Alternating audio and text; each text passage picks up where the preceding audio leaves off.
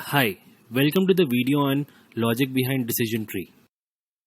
By the end of this video, the learner will be able to explain entropy and information gain for splitting a node.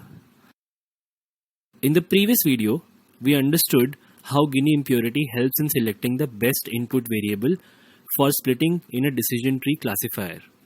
In this video, we will look at another criterion known as information gain. Let's start with the simplest of the analogies. Consider these three nodes. Can you guess which of these nodes will require more information to describe them?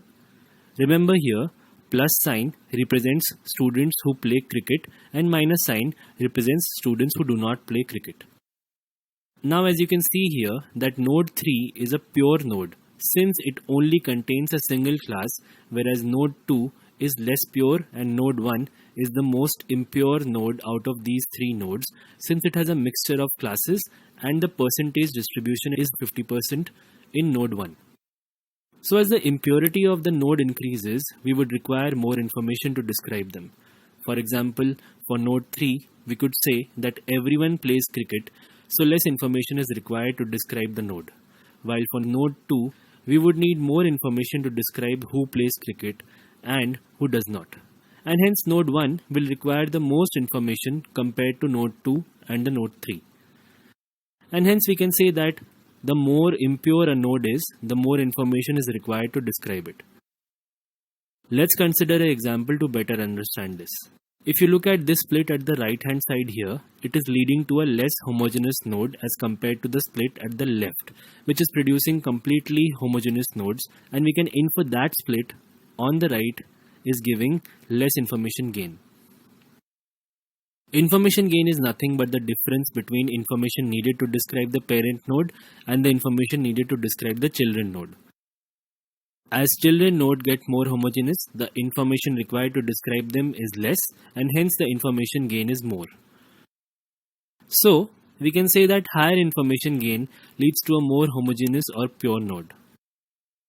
Mathematically, this information gain is calculated as 1 minus entropy. So, let's look at how we can calculate entropy. We can calculate the entropy as minus P1 log P1 minus P2 log P2 minus P3 log P3 up to minus Pn log Pn, considering there are n classes. Here, P1, P2, P3 are the percentage of each class in the node and the base for the log would be n. To understand how entropy is calculated, let's consider this node. Here, the percentage of students who play cricket is 0.5 and the percentage of students who do not play cricket is also 0.5. As log of 0.5 is minus 1, the entropy for this node will be 1. Let's consider one more node. You can see it as a pure node as it only contains a single class. Percentage of students who play cricket in this case is 0 and those who do not play is 1. So after applying the formula on these numbers, we will get entropy as 0. So if we compare the entropy values here, we can say that lower entropy means more pure nodes and thus more information gain, while higher entropy means less pure nodes and thus less information gain. So if we compare the entropy values here, we can say that lower entropy means more pure nodes and thus more information gain, while higher entropy means less pure nodes and thus less information gain. Similar to Gini impurity, it also works only with categorical target variables. Let's now look at the steps to calculate the entropy for a split. We will first calculate the entropy of the parent node, and then we will calculate the entropy of each child node. Finally, we will calculate the weighted average entropy of the split using the same steps as we saw while calculating the Gini. Weight of a node will be the number of samples in that node divided by the total samples in the parent node. If the weighted entropy of the child node is greater than the parent node, we will not consider that split as it is returning a more impure node compared to the parent node. Let's use these two splits and calculate the entropy for both of the splits. Let's start with the split on performance in class. This is the split that we got based on the performance in class. The first step is to calculate the entropy for the parent node. The probability of play and do not play cricket is 0.5 each, as 50% of total students play cricket. So the entropy for the parent node will be 1. Similarly, for the sub-node above average, the probability of playing is 0.57 and the probability of not playing is 0.43, and hence the entropy will be around 0.98. For sub-node below average, the probability of playing is 0.33 and the probability of not playing is 0.67, and hence entropy is 0.91.